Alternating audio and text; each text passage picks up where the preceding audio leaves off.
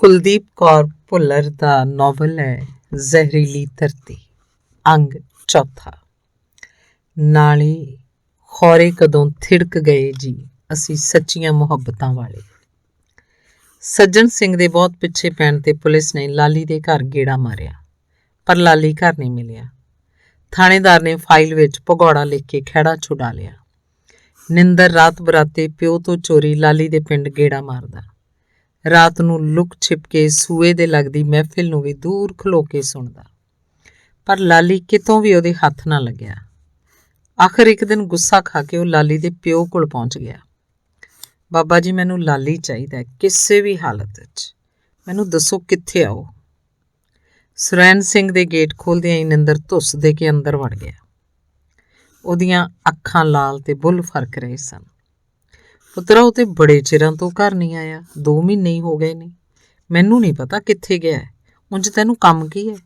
ਸੁਰੈਣ ਸਿੰਘ ਨੇ ਗੌਰ ਨਾਲ ਉਹਦੇ ਮੂੰਹ ਵੱਲ ਵੇਖਦਿਆਂ ਪੁੱਛਿਆ।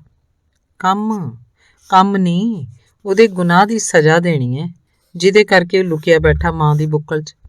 ਆਪੇ ਕੱਢ ਦਿਓ, ਨਹੀਂ ਤਾਂ। ਮਾਂ ਤਾਂ ਉਹਦੀ ਹੈ ਨਹੀਂ ਪੁੱਤਰਾ, ਤੇ ਉਹਦੇ ਅੱਧੇ ਗੁਨਾਹਾਂ 'ਚ ਮੇਰਾ ਵੀ ਹੱਥ ਹੈ। ਤੂੰ ਦੱਸੇ ਤਾਂ ਉਹਨੇ ਕੀਤਾ ਕੀ ਹੈ? ਉਹ ਮੇਰੀ ਜਾਨ ਤੋਂ ਪਿਆਰੀ ਭੈਣ ਦੀ ਪੱਤ ਖਰਾਬ ਕਰਕੇ ਉਹਦੀ ਮੌਤ ਦਾ ਦੋਸ਼ੀ ਹੈ। ਨਿੰਦਰ ਦੇ ਸੰਗ 'ਚੋਂ ਮਸਾਂ ਨਿਕਲਿਆ ਤੇ ਉਹਦੀਆਂ ਅੱਖਾਂ 'ਚੋਂ ਪਾਣੀ ਆ ਗਿਆ। ਨਿੰਦਰ ਦੀ ਗੱਲ ਸੁਣ ਕੇ ਸੁਰੈਣ ਸਿੰਘ ਥਾਈਂ ਜੜ ਹੋ ਗਿਆ। ਉਹ ਅੱਖਾਂ ਪਾੜ ਕੇ ਨਿੰਦਰ ਦੇ ਮੂੰਹ ਵੱਲ ਤੱਕਦਾ ਰਿਹਾ। ਉਹਨੂੰ ਉਮੀਦ ਨਹੀਂ ਸੀ ਕਿ ਲਾਲੀ ਨਸ਼ਿਆਂ ਦੇ ਨਾਲ ਐਸਾ ਘਿਨਾਉਣਾ ਕੰਮ ਵੀ ਕਰ ਸਕਦਾ। ਤੁਸੀਂ ਆਪੇ ਉਹਨੂੰ ਮੇਰੇ ਹਵਾਲੇ ਕਰ ਦਿਓਗੇ ਤਾਂ ਸ਼ਾਇਦ ਉਹਨੂੰ ਮੌਤ ਸੌਖੀ ਮਿਲ ਜਾਏ। ਭੋਰਾ, ਛੱਡਣਾ ਤਾਂ ਮੈਂ ਹੈ ਨਹੀਂ ਉਹਨੂੰ। ਮੈਂ ਦੋਸ਼ੀ ਹਾਂ ਪੁੱਤਰਾ, ਉਹਦੇ ਗੁਨਾਹਾਂ ਦਾ ਬਰਾਬਰ ਦਾ ਕਸੂਰਵਾਰ। ਪਰ ਤੂੰ ਚਿੰਤਾ ਨਾ ਕਰ, ਧੀਆਂ ਭੈਣਾਂ ਸਭ ਦੀਆਂ ਸਾਂਝੀਆਂ ਹੁੰਦੀਆਂ। ਜੇ ਲਾਲੀ ਨੇ ਸੱਚਮੁੱਚ ਇਹ ਗੁਨਾਹ ਕੀਤਾ ਹੈ ਤਾਂ ਉਹਦਾ ਗਲ ਮੈਂ ਆਪ ਘੁੱਟੂੰਗਾ। ਤੂੰ ਹੁਣ ਘਰ ਜਾ, ਮੇਰਾ ਯਕੀਨ ਕਰ ਉਹ ਘਰ ਨਹੀਂ ਆਇਆ। ਸੁਰੈਣ ਸਿੰਘ ਨਿੰਦਰ ਦਾ ਗੁੱਸੇ ਭਰਿਆ ਚਿਹਰਾ ਵੇਖ ਕੇ ਸਮਝ ਗਿਆ ਕਿ ਉਹ ਸੱਚ ਬੋਲ ਰਿਹਾ ਸੀ। ਨਿੰਦਰ ਦੇ ਜਾਣ ਤੋਂ ਬਾਅਦ ਉਹ ਵਿਹੜੇ 'ਚ ਪਈ ਮੰਜੀ 'ਤੇ ਟੇਢਾ ਹੋ ਗਿਆ, ਪਰ ਨੀਂਦ ਤਾਂ ਹੁਣ ਸਾਰੀ ਰਾਤ ਨਹੀਂ ਸੀ ਆਉਂਦੀ। ਉਹ ਤਾਂ ਅਜੇ ਪਿਛਲੇ ਗੁਨਾਹਾਂ ਨੂੰ ਨਹੀਂ ਸੀ ਭੁੱਲਿਆ। ਉਹ ਤਾਂ ਅਜੇ ਤੱਕ ਸਿਰਜਣ ਤੋਂ ਮਨ ਹੀ ਮਨ ਮਾਫੀਆ ਮੰਗਦਾ ਸੀ। ਨਿੰਦਰ ਦੀ ਦੱਸੀ ਗੱਲ ਨੇ ਉਹਦੀ ਚਿੰਤਾ ਹੋਰ ਗੂੜੀ ਕਰਤੀ। ਚਿੰਤਾ ਨਾਲ ਉਹਦੇ ਢਿੱਡ 'ਚ ਵੱਟ ਪੈਣ ਲੱਗ ਪਿਆ। ਮੰਜੇ ਤੋਂ ਉੱਠ ਕੇ ਪਾਣੀ ਦੀ ਘੁੱਟ ਨਾਲ ਜਵੈਣ ਖਾਣ ਦੀ ਤਾਂ ਅੱਜ ਹਿੰਮਤ ਨਹੀਂ ਸੀ ਪਈ ਉਹਦੀ। ਲਾਲੀ ਕਿਤੇ ਲੁਕ ਗਿਆ ਸੀ, ਪਰ ਕਿੱਥੇ? ਉਹ ਸਾਰੀ ਰਾਤ ਸੋਚਦਾ ਰਿਹਾ, ਕਦੇ ਸਿਰਜਣ ਨਾਲ ਆਪਣੀ ਕੁੜੀ ਵੱਲੋਂ ਕੀਤਾ ਧੱਕਾ ਤੇ ਕਦੇ ਲਾਲੀ ਬਾਰੇ ਨਿੰਦਰ ਤੋਂ ਸੁਣਿਆ ਸੱਚ ਉਹਦੀ ਕਮਰ ਤੋੜ ਗਿਆ। ਅਗਲੇ ਦਿਨ ਵੀ ਉਹ ਘਰੋਂ ਡਿਪੂ ਨਾ ਗਿਆ। ਲਾਲੀ ਪਿੰਡੋਂ ਭੱਜ ਕੇ ਪਟਿਆਲੇ ਜਾ ਵੜਿਆ। 2 ਕੁ ਦਿਨ ਉਹ ਪਟਿਆਲੇ ਆਪਣੇ ਦੋਸਤਾਂ ਕੋਲ ਲੁਕਿਆ ਰਿਹਾ। ਇੱਕ ਮੁੰਡਾ ਉਹਦੇ ਪਿੰਡ ਦਾ ਤੇ ਬਾਕੀ ਲਾਗਲੇ ਪਿੰਡਾਂ ਦੇ ਸਨ। ਉਹ ਸਾਰੇ ਕਿਰਾਏ 'ਤੇ ਕਮਰਾ ਲੈ ਕੇ ਪੜ੍ਹ ਰਹੇ ਸਨ। ਦਿਨੇ ਕਾਲਜ ਜਾਂਦੇ, ਰਾਤ ਨੂੰ ਅੱਧੀ ਰਾਤ ਤੱਕ ਪੜ੍ਹਦੇ ਰਹਿੰਦੇ। ਕੋਈ PCS ਦੀ ਤਿਆਰੀ ਕਰ ਰਿਹਾ ਸੀ, ਕੋਈ UGC ਕਲੀਅਰ ਕਰਨਾ ਚਾਹੁੰਦਾ ਸੀ। ਇੱਕ ਦਿਨ ਤਾਂ ਉਹਨਾਂ ਨੇ ਲਾਲੀ ਨੂੰ ਬਿਠਾ ਕੇ ਖਵਾਇਆ, ਪਰ ਅਗਲੇ ਦਿਨ ਤੋਂ ਬਰਾਬਰ ਖਰਚਾ ਤੇ ਕੰਮ ਵੰਡ ਦਿੱਤੇ। ਲਾਲੀ ਦੇ ਹੱਡਾਂ 'ਚ ਜਾਨ ਨਹੀਂ ਸੀ ਤੇ ਨਾ ਜੇਬ 'ਚ ਪੈਸਾ। ਜਿਹੜਾ ਗੁਨਾਹ ਉਹ ਕਰਕੇ ਆਇਆ ਸੀ ਉਹਨੂੰ ਟਿਕਣ ਨਹੀਂ ਦੇ ਰਿਹਾ ਸੀ। ਉਹਨੂੰ ਹਰ ਵੇਲੇ ਕਾਹਲੀ ਪੈਂਦੀ ਰਹਿੰਦੀ। ਰਾਤ ਨੂੰ ਸੁਪਨੇ ਵਿੱਚ ਨੂਰ ਦੀਆਂ ਚੀਕਾਂ ਉਹਨੂੰ ਪਾਗਲ ਕਰ ਦਿੰਦੀਆਂ। ਉਹ ਤਰਬ ਕੇ ਉੱਠ ਪੈਂਦਾ, ਭੱਜ ਕੇ ਗਲਾਸ ਪਾਣੀ ਦਾ ਪੀਂਦਾ। ਸਾਰੀ ਰਾਤ ਮੰਜੇ 'ਤੇ ਬੈਠਾ ਧਰਤੀ ਵੱਲ ਵੇਖੀ ਜਾਂਦਾ। ਨਸ਼ੇ ਦੀ ਤੋਟ ਵੀ ਖਾਣ ਲੱਗੀ ਸੀ। ਤੀਸਰੇ ਦਿਨ ਉੱਥੋਂ ਖਿਸਕ ਗਿਆ। ਸ਼ਿੰਦਰ, ਸ਼ਿੰਦਰ, ਥੱਲੇ ਆ, ਤੈਨੂੰ ਕੋਈ ਮਿਲਣ ਆਇਆ। ਕੋਈ ਕੁੜੀ ਥੱਲੇ ਖੜੀ ਸ਼ਿੰਦਰ ਨੂੰ ਬੁਲਾ ਰਹੀ ਸੀ। ਆਉਣੀਆਂ, ਸ਼ਿੰਦਰ ਨੇ ਅੰਦਰੋਂ ਹੀ ਅੱਧ ਸੁੱਤੀ ਪਈ ਨੇ ਆਵਾਜ਼ ਦਿੱਤੀ। ਉਹ ਜੇ ਰਾਤ ਹੀ ਸੈਂਡੀ ਨਾਲ 4 ਦਿਨ ਲਾ ਕੇ ਮੁੜੀ ਸੀ। ਅੱਖਾਂ ਮਲਦੀ ਉਹ ਮਸਾਂ ਉੱਠ ਕੇ ਥੱਲੇ ਆਈ। ਕੌਣ ਹੈ? ਉਹਨੇ ਕੋਲ ਬੈਠੀਆਂ ਕੁੜੀਆਂ ਨੂੰ ਪੁੱਛਿਆ। ਪਤਾ ਨਹੀਂ, ਵੇਟਿੰਗ ਰੂਮ 'ਚ ਬੈਠਾ ਹੈ, ਇੱਕ ਕੁੜੀ ਨੇ ਸਿਰ ਹਿਲਾਉਂਦਿਆਂ ਕਿਹਾ। ਕੌਣ ਹੋ ਸਕਦਾ ਹੈ? ਉਹ ਵੇਟਿੰਗ ਰੂਮ ਦੀਆਂ ਪੌੜੀਆਂ ਚੜ੍ਹਦੀ ਸੋਚ ਰਹੀ ਸੀ। ਅੰਦਰ ਸੋਫੇ 'ਤੇ ਲਾਲੀ ਬੈਠਾ ਸੀ। ਵੀਰੇ, ਤੂੰ? ਪਹਿਲੀ ਵਾਰ ਮਿਲਣ ਆਏ ਭਰਾ ਨੂੰ ਵੇਖ ਕੇ ਉਹ ਹੈਰਾਨ ਹੋ ਗਈ। ਤੂੰ ਕਿਵੇਂ ਆ ਗਿਆ ਅੱਜ? ਕੁਛ ਨਹੀਂ ਦੀਦੀ, ਬਸ ਵੈਸੇ ਹੀ। ਲਾਲੀ ਦੇ ਮੂੰਹ 'ਚੋਂ ਲਫ਼ਜ਼ ਨਹੀਂ ਨਿਕਲ ਰਹੇ ਸੀ। ਆ ਕੀ ਹਾਲ ਬਣਾਇਆ ਆਪਣਾ? ਕਿੱਡੇ ਮੈਲੇ ਕੱਪੜੇ ਪਾਏ ਨੇ। ਡੈਡੀ ਕਿਵੇਂ ਆ? ਸ਼ਿੰਦਰ ਪੁੱਛੀ ਜਾ ਰਹੀ ਸੀ। ਦੀਦੀ, ਮੈਂ ਤਾਂ 3 ਦਿਨ ਤੋਂ ਬਾਹਰ ਵਾਂ। ਮੈਂ ਵਾਪਸ ਪਿੰਡ ਨਹੀਂ ਜਾ ਸਕਦਾ ਹੁਣ।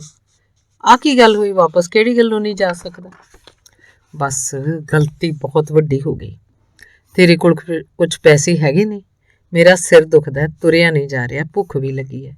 ਪਹਿਲਾਂ ਤੂੰ ਇਹ ਦੱਸ, ਤੂੰ ਕਰਕੇ ਕੀ ਆਇਆ? ਛੇਤੀ ਬੋਲ। ਕਿਵੇਂ ਦੱਸਾਂ ਦੀਦੀ, ਗਲਤੀ ਕਰਨੀ ਨਹੀਂ ਸੀ, ਹੋ ਗਈ ਬਸ। ਹੁਣ ਫੁੱਟੇਗਾ ਵੀ ਕੁਛ? ਸ਼ਿੰਦਰ ਨੂੰ ਗੁੱਸਾ ਆ ਗਿਆ। ਲਾਲੀ ਆਪਣੇ ਸੋਫੇ ਤੋਂ ਉੱਠ ਕੇ ਸ਼ਿੰਦਰ ਕੋਲ ਬੈਠਦਾ ਬੋਲਿਆ, ਮੇਰੇ ਤੋਂ ਵੱਡੀ ਗਲਤੀ ਹੋ ਗਈ ਦੀਦੀ। ਉਹ ਆਪਣੇ ਪਿੰਡ ਗਿੱਲਾਂ ਵਾਲੀ, ਉੱਥੋਂ ਦੀ ਕੁੜੀ ਸੀ ਜਸਨੂਰ। ਮੈਨੂੰ ਉਹ ਬਹੁਤ ਪਸੰਦ ਸੀ, ਪਰ ਉਹ ਮੇਰੇ ਨਾਲ ਗੱਲ ਨਹੀਂ ਸੀ ਕਰਦੀ, ਸਗੋਂ ਮੈਨੂੰ ਨਫ਼ਰਤ ਕਰਦੀ ਸੀ। ਸੱਚੀ ਦੀਦੀ, ਮੈਂ ਉਹਨੂੰ ਪਿਆਰ ਕਰਦਾ ਸੀ। ਮੈਂ ਉਹਨੂੰ ਬੜਾ ਮਨਾਇਆ, ਉਹ ਨਾ ਮੰਨੀ। ਉਹਦੇ ਕਾਲਜ ਦੇ ਬਾਹਰ ਮੈਂ ਰੋਜ਼ ਖੜਦਾ, ਉਹ ਮੇਰੇ ਵੱਲ ਝਾਕਦੀ ਵੀ ਨਾ। ਉਹਦੇ ਪਿੰਡ ਦਾ ਮੁੰਡਾ ਬੂਟਾ ਵੀ ਸੂਏ 'ਤੇ ਆਉਂਦਾ ਸੀ। ਮੈਂ ਹੌਲੀ ਹੌਲੀ ਉਹਨੂੰ ਦੋਸਤ ਬਣਾ ਲਿਆ। ਉਹ ਮੈਨੂੰ ਨੂਰ ਦੀਆਂ ਗੱਲਾਂ ਸੁਣਾਉਂਦਾ, ਬਦਲੇ 'ਚ ਮੇਰੇ ਤੋਂ ਸਮੈਕ ਤੇ ਕਦੇ ਟੀਕੇ ਲੈਂਦਾ। ਇੱਕ ਦਿਨ ਮੈਂ ਉਹਨੂੰ ਕਿਹਾ, ਬਈ ਨੂਰ ਨੂੰ ਮਿਲਾ ਦੇ, ਇੱਕ ਵਾਰ ਬਸ ਉਹਦੇ ਨਾਲ ਗੱਲ ਕਰਨੀ ਹੈ। ਪਹਿਲਾਂ ਤਾਂ ਉਹਨੇ ਨਾ ਕੀਤੀ, ਪਰ ਮੈਂ ਉਹਨੂੰ ਸਮੈਕ ਜ਼ਿਆਦਾ ਦੇਣ ਦਾ ਲਾਲਚ ਦੇ ਕੇ ਮਨਾ ਲਿਆ। ਉਹ ਆਪਣੇ ਪਿੰਡੋਂ ਕਾਰ ਵੀ ਮੰਗ ਲਿਆ। ਉਹਨੇ ਬਹਾਨੇ ਨਾਲ ਨੂਰ ਨੂੰ ਕਾਰ 'ਚ ਬਿਠਾ ਲਿਆ। ਰਸਤੇ 'ਚੋਂ ਅਸੀਂ 2 ਹੋਰ ਮੁੰਡੇ ਵੀ ਬੈਠ ਗਏ। ਮੇਰੇ ਕਾਰ 'ਚ ਬੈਠਦਿਆਂ ਹੀ ਜਸਨੂਰ ਨੇ ਗਾਲਾਂ ਕੱਢਣੀਆਂ ਸ਼ੁਰੂ ਕਰਤੀਆਂ। ਉਹ ਸਾਨੂੰ ਧਮਕੀਆਂ ਦੇਣ ਲੱਗੀ ਕਿ ਸਾਰੇ ਪਿੰਡ 'ਚ ਸਾਡੀ ਕਰਤੂਤ ਦੱਸੇਗੀ। ਉਹਦਾ ਭਰਾ ਨਿੰਦਰ ਬੜਾ ਗੁੱਸੇ ਵਾਲਾ ਹੈ। ਮੈਂ ਬੜਾ ਮਨਾਇਆ ਕਿ ਮੈਂ ਤਾਂ ਬਸ ਗੱਲ ਕਰਨੀ ਹੈ, ਪਰ ਉਹ ਗਾਲਾਂ ਕੱਢਦੀ ਰਹੀ।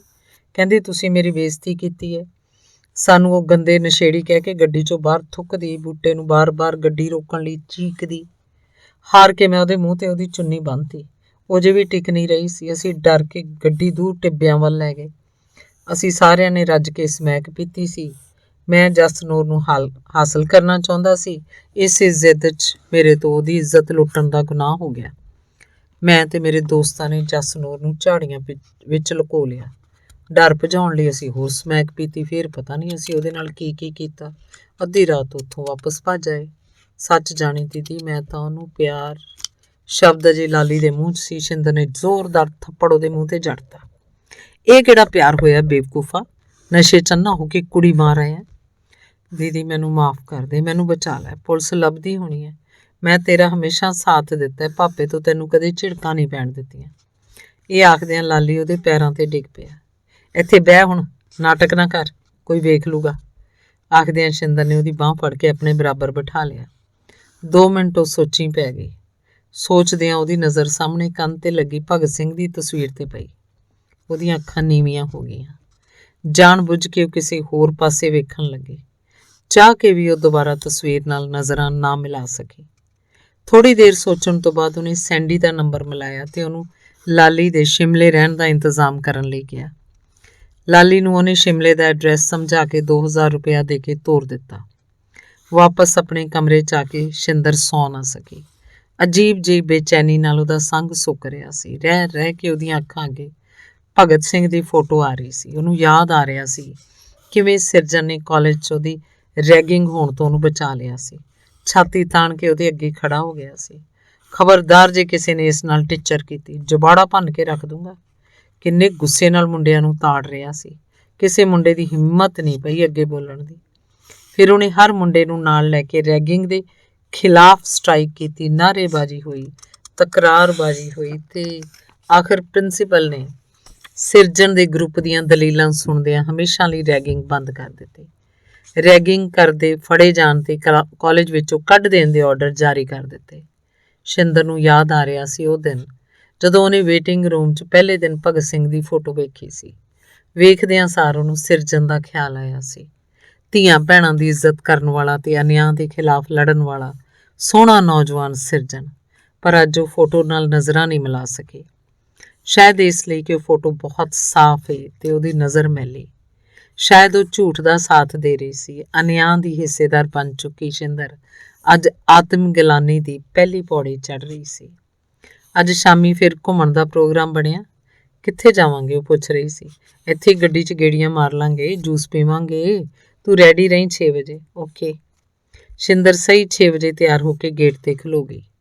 6 ਤੋਂ ਪੌਣੇ 7 ਹੋ ਗਏ। YPS ਮਾਰਕੀਟ ਵੱਲ ਵਹਿੰਦੀ ਦੀ ਉਹਦੀ ਧੌਣ ਦੁਖਣ ਲੱਗ ਪਈ। ਆਖਿਰ ਉਹਨੂੰ ਸੈਂਡੀ ਦੀ ਆਫਟਰ ਆਉਂਦੀ ਨਜ਼ਰ ਆਈ। ਇੰਨੀ ਲੇਟ ਕਦੋਂ ਦੀ ਖੜੀ ਆ? ਤੇ ਬਹਿ ਜਾਂਦੀ, ਮੈਂ ਕਿਹੜਾ ਕਿਹਾ ਸੀ ਖੜੀ ਰਹਿਣ ਨੂੰ। ਇਹ ਕੀ ਜਵਾਬ ਹੋਇਆ? ਉਹ ਮੋਟੀਆਂ ਅੱਖਾਂ ਨਾਲ ਸੈਂਡੀ ਵੱਲ ਝਾਕ ਰਹੀ ਸੀ। ਹੋਰ ਕੀ ਕਹਾਂ, ਬੰਦੇ ਨੂੰ 100 ਕੰਮ ਹੁੰਦਾ। ਸੈਂਡੀ ਬੇਰੁਖੀ ਨਾਲ ਬੋਲਿਆ। ਮੈਂ ਵੇਖ ਰਹੀ ਹਾਂ ਤੁਸੀਂ ਬਦਲ ਗਏ ਹੋ। ਬਦਲਣਾ ਸਮੇਂ ਦੀ ਆਦਤ ਹੈ। ਅੱਛਾ ਤੁਸੀਂ ਸਮਾਂ ਹੋ? ਹਾਂ ਮੈਂ ਸਮਾਂ ਵਾਂ, ਤੂੰ ਵੀ ਸਮਾਂ ਹੈ। ਮੈਂ ਤਾਂ ਨਹੀਂ ਸਮਾਂ ਸੁਮਾਂ, ਮੈਂ ਤਾਂ ਨਹੀਂ ਬਦਲੀ, ਤੁਸੀਂ ਬਦਲੇ ਹੋ। ਸ਼ਿੰਦਰ ਨਖਰੇ ਨਾਲ ਬੋਲੇ। ਚੱਲ ਦਿਮਾਗ ਨਾ ਖਰਾਬ ਕਰ ਯਾਰ। ਆਖਦਿਆਂ ਸੈਂਡੀ ਨੇ ਸਟੀਰੀਓ ਦੀ ਆਵਾਜ਼ ਉੱਚੀ ਕਰਤੀ ਤੇ ਬਾਹਰ ਵੇਖਣ ਲੱਗਾ। ਗਾਣਾ ਵੱਜ ਰਿਹਾ ਸੀ। कुड़ियों का नशा प्यारे नशा सबसे नशीला है, जिसे देखो यहाँ वो हुस्न की बारिश में गीला है। इश्क के इश्क के नाम पे करते सभी अब रास लीला है, मैं करूं तो साला करैक्टर ढीला है। ਨਾਲ ਨਾਲ ਗਾਉਂਦਾ ਸੈਂਡੀ ਆਲੇ ਦੁਆਲੇ ਵੇਖੀ ਜਾ ਰਿਹਾ ਸੀ। ਗੋਪਾਲ ਸਵੀਟਸ ਕੋਲੋਂ ਲੰਘਦਿਆਂ ਉਹਦੀ ਨਜ਼ਰ ਗੋਪਾਲ ਸਵੀਟਸ ਤੋਂ ਬਾਹਰ ਆਉਂਦੀ ਸੋਹਣੀ ਕੁੜੀ ਤੇ ਪਈ।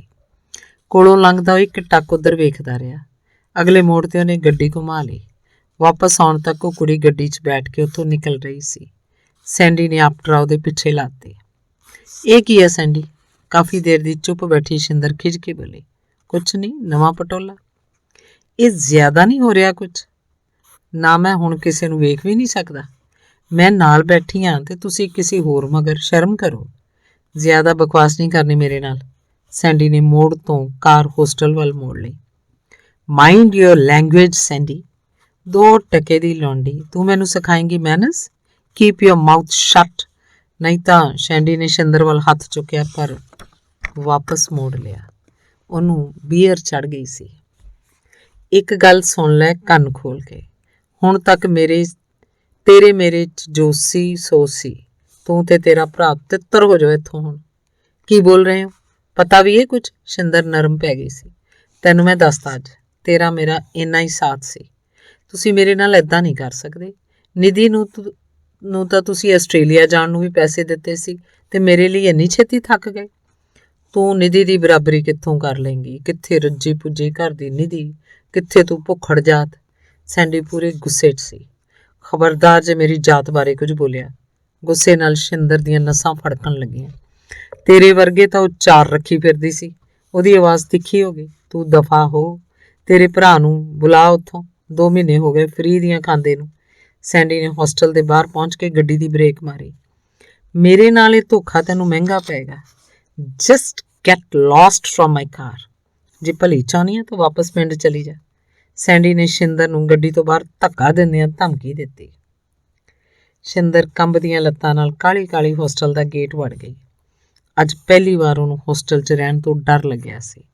ਉਹ ਪਛਤਾ ਰਹੀ ਸੀ ਕਿਉਂ ਉਹਨੇ ਸੈਂਡੀ ਨੂੰ ਉਸ ਕੁੜੀ ਪਿੱਛੇ ਜਾਣ ਤੋਂ ਟੋਕਿਆ। ਪਰ ਹੁਣ ਪਛਤਾਇਆ ਕੀ ਹੋਣਾ ਸੀ। ਉਹ ਮੈਸ 'ਚ ਵੜਨ ਦੀ ਥਾਂ ਸਿੱਧੀ ਪੌੜੀਆਂ ਚੜ੍ਹ ਗਈ। ਆਪਣੇ ਕਮਰੇ 'ਚ ਆ ਕੇ ਉਹਨੂੰ ਸਾਹ ਆਇਆ। ਸ਼ੁਕਰ ਹੈ ਉਹਦੀ ਰੂਮਮੇਟ ਕਮਰੇ 'ਚ ਹੀ ਸੀ। ਉਹਦੀ ਰੂਮਮੇਟ ਪੜ੍ਹਾਈ 'ਚ ਪੂਰੀ ਤਰ੍ਹਾਂ ਮਗਨ ਸੀ। ਉਹਨੇ PCS ਲਿਖਤੀ ਪਾਸ ਕਰ ਲਿਆ ਸੀ। ਹੁਣ ਇੰਟਰਵਿਊ ਦੀ ਤਿਆਰੀ ਕਰ ਰਹੀ ਸੀ। ਸ਼ਿੰਦਰ ਦੇ ਅੰਦਰ ਵੜਨ ਤੇ ਉਹ ਹਲਕੀ ਜਿਹੀ ਮੁਸਕਰਾਈ ਤੇ ਫਿਰ ਪੜ੍ਹਨ ਲੱਗ ਪਈ। ਬੈੱਡ ਤੇ ਪਈ ਸ਼ਿੰਦਰ ਨੂੰ ਅੱਜ ਬਹੁਤ ਸ਼ਰਮਿੰਦਗੀ ਮਹਿਸੂਸ ਹੋ ਰਹੀ ਸੀ। ਸੈਂਡੀ ਨੇ 1 ਮਿੰਟ 'ਚ ਪਿਛਲੇ 1 ਸਾਲ ਦਾ ਸਾਥ ਭੁਲਾ ਦਿੱਤਾ। ਕਿੱਥੇ ਨਿਧੀ ਰੱਜੇ ਪੁੱਜੇ ਕਰਦੀ, ਕਿੱਥੇ ਤੂੰ ਭੁੱਖੜ ਜਾਤ। ਉਹਦੇ ਲਫ਼ਜ਼ ਬਾਰ-ਬਾਰ ਕੰਨਾਂ 'ਚ ਗੂੰਜ ਰਹੇ ਸਨ। ਸਾਰੀ ਰਾਤ ਉਹਨੇ ਪਿਛਲੇ 4 ਸਾਲਾਂ ਦਾ ਲੇਖਾ ਜੋਖਾ ਕੀਤਾ। ਉਹ ਸਿੱਧੀ ਪੈ ਕੇ ਛੱਤ ਵੱਲ ਘੂਰਦੀ ਸੋਚੀ ਗਈ, ਹਾਂ ਮੇਰੇ ਨਾਲ ਇਹੀ ਹੋਣਾ ਚਾਹੀਦਾ ਸੀ। ਜੇ ਇਹਨਾਂ ਸਾਲਾਂ 'ਚੋਂ ਸਿਰਜਣ ਦੀ ਰਹਿ ਕੇ ਪੜ੍ਹਾਈ ਕਰਦੀ ਤਾਂ ਅੱਜ ਆਪਣੇ ਪੈਰਾਂ ਤੇ ਖੜੀ ਹੁੰਦੀ। ਕਿਉਂ ਉਹਨੇ ਹੋਸਟਲ 'ਚ ਰਹਿਣ ਦਾ ਫਾਇਦਾ ਨਾ ਉਠਾਇਆ? ਜੇ ਉਹ ਸੱਚੀ ਟਿਊਸ਼ਨਾਂ ਪੜ੍ਹਾਉਂਦੀ ਤਾਂ ਕਿਸੇ ਅੱਗੇ ਵੀ ਹੱਥ ਅੱਡਣ ਦੀ ਲੋੜ ਨਾ ਪੈਂਦੀ। ਕਿਉਂ ਨਿਧੀ ਦੀ ਰੀਸ ਨਾਲ ਮੁੰਡਿਆਂ ਮਗਰ ਲੱਗ ਗਈ? ਇਹਨਾਂ ਅਮੀਰ ਮੁੰਡਿਆਂ ਦਾ ਕੀ ਹੈ? ਬਣੇ ਬਣਾਏ ਘਰ ਤੇ ਬਣੀਆਂ ਬਣਾਈਆਂ ਨੌਕਰੀਆਂ, ਹਰ ਥਾਂ ਤੇ ਸਿਫਾਰਿਸ਼। ਕਿਉਂ ਨਾ ਹੋਰ ਕੁੜੀਆਂ ਵਾਂਗ ਉਹਨੇ ਵੀ ਪੜ੍ਹਾਈ ਤੇ ਧਿਆਨ ਦਿੱਤਾ? ਜੇ ਉਹ ਧਿਆਨ ਨਾਲ ਪੜ੍ਹਦੀ ਤਾਂ ਸਿਰਜਣ ਨੇ ਕਦੇ ਵੀ ਉਹ ਤੋਂ ਬਾਹਰ ਨਹੀਂ ਸੀ ਜਾਣਾ। ਕਿੰਨਾ ਅਣਖੀ ਸੀ ਉਹ। ਮੈਂ ਉਹਦੇ ਪਿਆਰ ਨੂੰ ਬਲਾਤਕਾਰ ਕਹਿਣ ਦਾ ਜੁਰਮ ਕੀਤਾ। ਉਹਨੇ ਸਜ਼ਾ ਮੰਨ ਲਈ ਪਰ ਮੇਰੇ ਨਾਲ ਰਹਿਣਾ ਨਾ ਮੰਨਿਆ। ਬਹੁਤ ਭਾਰੀ ਗਲਤੀ ਕੀਤੀ ਮੈਂ। ਸੋਨੇ ਵਰਗਾ ਸਿਰਜਣ ਗਵਾ ਲਿਆ। ਸੋਚਦਿਆਂ ਉਹਦੀਆਂ ਅੱਖਾਂ 'ਚੋਂ ਪਾਣੀ ਪਾਸਿਆਂ ਨੂੰ ਵਹਿ ਤੁਰਿਆ। ਉਹਨੂੰ ਪਿਓ ਦੀ ਯਾਦ ਆਈ। ਉਹਦਾ ਪਿਓ ਆਪ ਚੁੱਲ੍ਹਾ ਚੌਂਕਾ ਵੀ ਕਰਦਾ, ਡਿਪੂ ਤੇ ਵੀ ਬੈਠਦਾ, ਪਰ ਸ਼ਿੰਦਰ ਨੂੰ ਕਦੇ ਪੜ੍ਹਨੋਂ ਨਹੀਂ ਸੀ ਰੋਕਿਆ। ਕਿੰਨਾ ਬੇਵਕੂਫ ਬਣਾਇਆ ਉਹਨੇ ਪਿਓ ਨੂੰ। ਪਰ ਪਿਓ ਨੇ ਹਮੇਸ਼ਾ ਮੇਰਾ ਸਾਥ ਦਿੱਤਾ। ਭਾਵੇਂ ਮੈਂ ਝੂਠੀ ਹੁੰਦੀ ਤਾਂ ਵੀ ਇੰਨਾ ਵਿਸ਼ਵਾਸ ਕੀਤਾ। ਇਹ ਉਹਦਾ ਪਿਆਰ ਹੀ ਤਾਂ ਸੀ। ਸ਼ਿੰਦਰ ਸਾਰੀ ਰਾਤ ਜਾਗੋ ਮਿੱਟੀ ਸੋਚਦੀ ਰਹੀ। ਸਵੇਰੇ ਦਿਨ ਚੜ੍ਹਦੇ ਉਹਨੇ ਬੈਗ 'ਚ ਕੱਪੜੇ ਪਾਉਣੇ ਸ਼ੁਰੂ ਕਰ ਦਿੱਤੇ। ਕੀ ਗੱਲ ਏ, ਠੀਕ ਠਾਕ ਏ ਸਭ ਕੁਝ? ਉਹਦੀ ਰੂਮਮੇਟ ਨੇ ਪਹਿਲੀ ਵਾਰ ਉਹਦਾ ਮੂੰਹ ਉਦਾਸ ਵੇਖਿਆ।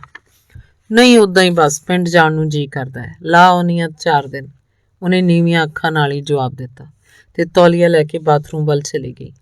7:30 ਵਜੇ ਨਹਾ ਧੋ ਕੇ ਮੈਸ 'ਚ ਬ੍ਰੈਕਫਾਸਟ ਕਰਨ ਚਲੀ ਗਈ। 8 ਵਜੇ ਨੂੰ ਰਿਕਸ਼ਾ ਫੜ ਕੇ ਬੱਸ ਸਟੈਂਡ ਵੱਲ ਚੱਲ ਪਈ।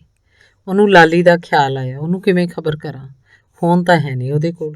ਸੋਚਦਿਆਂ ਉਹਨੇ ਗੈਸਟ ਹਾਊਸ ਦਾ ਨੰਬਰ ਮਿਲਾਇਆ। ਹੈਲੋ, ਹਾਂਜੀ, ਲਾਲੀ ਨਾਲ ਗੱਲ ਕਰਨੀ ਸੀ। ਬੀਬਾ ਉਹ ਤਾਂ ਕੱਲ੍ਹ ਦਾ ਹੀ ਚਲਾ ਗਿਆ, ਚੌਕੀਦਾਰ ਨੇ ਦੱਸਿਆ।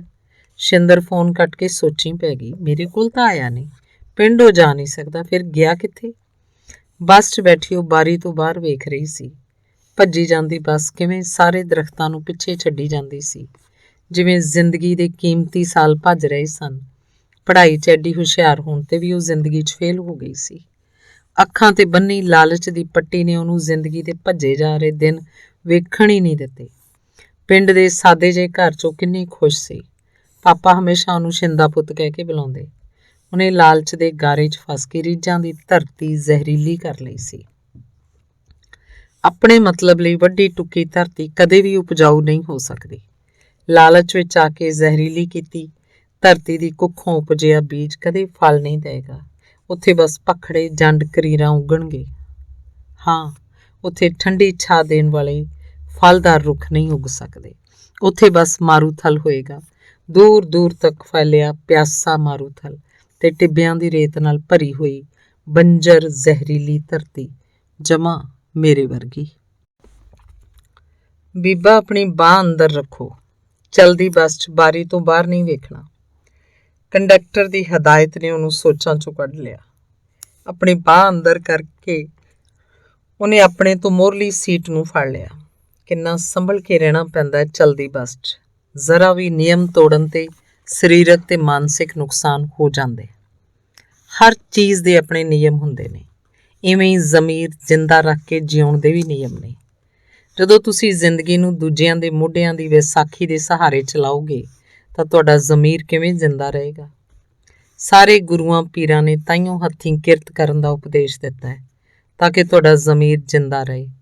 ਲਾਲੀ ਨੂੰ ਜੋ ਥੱਪੜ ਮਾਰਿਆ ਮੈਂ, ਕਾਸ਼ ਉਹ ਥੱਪੜ ਸਾਨੂੰ ਦੋਹਾਂ ਭੈਣ ਭਰਾਵਾਂ ਨੂੰ ਸਾਡੇ ਪਿਓ ਤੋਂ ਪਿਆ ਹੁੰਦਾ। ਅਸੀਂ ਉਹਨਾਂ ਦੇ ਪਿਆਰ ਦਾ ਨਜਾਇਜ਼ ਫਾਇਦਾ ਉਠਾਉਂਦੇ ਸੀ।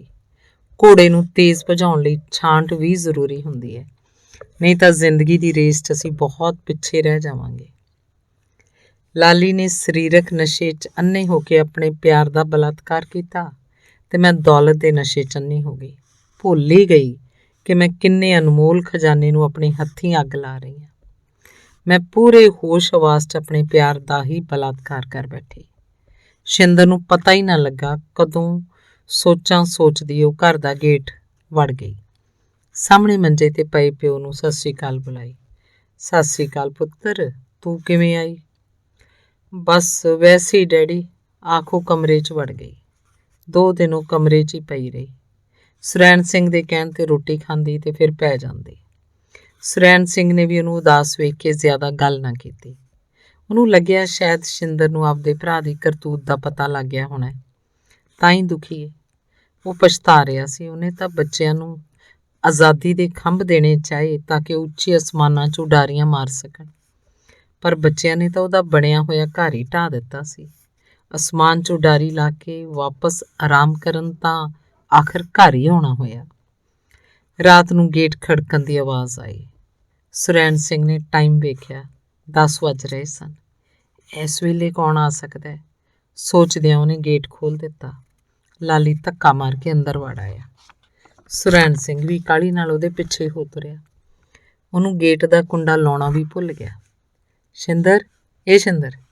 ਲਾਲੀ ਹਰਫਲਿਆਂ ਵਾਂਗ ਸ਼ਿੰਦਰ ਨੂੰ ਲੱਭਣ ਲੱਗਿਆ। ਸ਼ਿੰਦਰ ਨੇ ਅੰਦਰੋਂ ਦੀ ਹਾਂ ਦੀ ਆਵਾਜ਼ ਦਿੱਤੀ। ਮੈਨੂੰ ਪੈਸੇ ਦੇ ਛੇਤੀ। ਲਾਲੀ ਨੇ ਕਮਰੇ ਦੀ ਬੱਤੀ ਜਗਾਤੀ। ਮੇਰੇ ਕੋਲ ਪੈਸੇ ਕਿੱਥੇ? ਤੇਰੇ ਕੋਲ ਨਹੀਂ ਤਾਂ ਫਿਰ ਭਾਪੇ ਤੋਂ ਲੈ ਕੇ ਦੇ। ਕੰਜਰ ਦਿਆ, ਦੇਣਾ ਤੈਨੂੰ ਨੋਟ ਗਿਣ ਕੇ ਮੈਂ। ਦਫਾ ਹੋ ਜਾ ਇੱਥੋਂ, ਕਿਤੇ ਹੋਰ ਨੱਕ ਡਬੋ ਜਾ ਕੇ। ਸੁਰੈਣ ਸਿੰਘ ਲਾਲੀ ਤੇ ਚਪੇੜ ਉਗਰਦਾ ਲਾਲੀ ਦੇ ਨੇੜੇ ਹੁੰਦਾ ਬੋਲਿਆ। ਬੁੜਿਆ, ਛੇਤੀ ਦੇ ਦੇ, ਮੈਂ ਸੂਏ ਤੇ ਜਾਣਾ। ਲਾਲੀ ਪਿਓ ਵੱਲ ਨੂੰ ਵਧਿਆ। ਉਹ ਨਸ਼ੇ ਦੀ ਤੋੜ 'ਚ ਅੰਨਾ ਹੋਇਆ ਪਿਆ ਸੀ। ਉਹ ਜਾ, ਤੂੰ ਸੂਏ ਤੋਂ ਜ਼ਹਿਰ ਖਾ ਜਿਹੜਾ ਖਾਣਾ ਹੈ, ਹੁਣੇ ਨਿਕਲ ਜਾ ਮੇਰੇ ਘਰੋਂ। ਆਖਦਿਆਂ ਸੁਰੈਣ ਸਿੰਘ ਨੇ ਲਾਲੀ ਨੂੰ ਧੱਕਾ ਦੇ ਦਿੱਤਾ। ਦਿੰਦਾ ਨਹੀਂ ਤੂੰ ਫੇਰ ਹੈਂ? ਆਖਦਿਆਂ ਲਾਲੀ ਨੇ ਵਿਹੜੇ 'ਚ ਸੁਰੈਣ ਸਿੰਘ ਦੇ ਮੰਜੇ ਕੋਲ ਪਈ ਡਾਂਗ ਧੂ ਕੇ ਪਿਓ ਦੇ ਸਿਰ ਤੇ ਦੇ ਮਾਰੀ। ਹਾਏ ਮਰ ਗਿਆ ਓਏ, ਆਖਦਿਆਂ ਸੁਰੈਣ ਸਿੰਘ ਥਾਈਂ ਢੇਰ ਹੋ ਗਿਆ।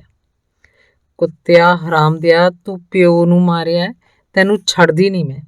ਸ਼ਿੰਦਰ ਝਪਟ ਕੇ ਲਾਲੀ ਦੇ ਮੂੰਹ ਤੇ ਪਈ, ਨਹੁੰਆਂ ਨਾਲ ਉਹਦੀਆਂ ਗੱਲਾਂ ਛਿਲ ਸੁੱਟੀਆਂ। ਹੱਥੋਂ ਪਾਈ ਹੁੰਦਾ ਲਾਲੀ ਸ਼ਿੰਦਰ ਨੂੰ ਬੈੱਡ ਤੇ ਖਿੱਚ ਲਿਆਇਆ ਤੇ ਬੱਤੀ ਬੰਦ ਕਰਤੀ। ਤੇਰਾ ਵੀ ਕਰਦਾ ਕੰਮ ਤਮਾਮ, ਤਾਂ ਹੀ ਕੁਝ ਖਾਣ ਨੂੰ ਮਿਲੂ ਮੈਨੂੰ। ਉਹ ਸ਼ਿੰਦਰ ਦਾ ਗਲਾ ਘੁੱਟਣ ਲੱਗਿਆ। ਸ਼ਿੰਦਰ ਚੀਕਾਂ ਮਾਰਦੀ ਆਪਾ ਛੁਡਾਉਣ ਲੱਗੀ, ਪਰ ਲਾਲੀ ਦੀ ਪਕੜ ਮਜ਼ਬੂਤ ਸੀ। ਅਚਾਨਕ ਪਿੱਛੋਂ ਕਿਸੇ ਨੇ ਡਾਂਗ ਲਾਲੀ ਦੇ ਸਿਰ ਤੇ ਮਾਰੀ। ਉਹ ਲੋਟਣੀ ਖਾ ਕੇ ਇੱਕ ਪਾਸੇ ਉਲਰ ਗਿਆ।